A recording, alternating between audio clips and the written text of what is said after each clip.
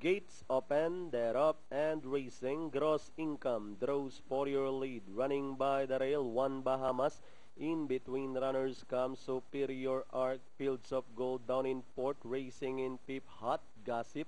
Then comes Admiral Contender by the rail. Headline Chaser. Running third last is Golden Pyramid. Then comes number 9 Grand Homer, and Supercharged is running at the tail of the field, heading towards the last 600. We have 1A Gross Income in command by about a length and a half. One Bahamas is running in second. Racing in third, Superior Arc. Then comes Admiral Contender, Fields of Gold, and Grand Homer is racing in sixth as they round at the last 450. It's still the same order with Gross Income, the favorite, by about 4 lengths now.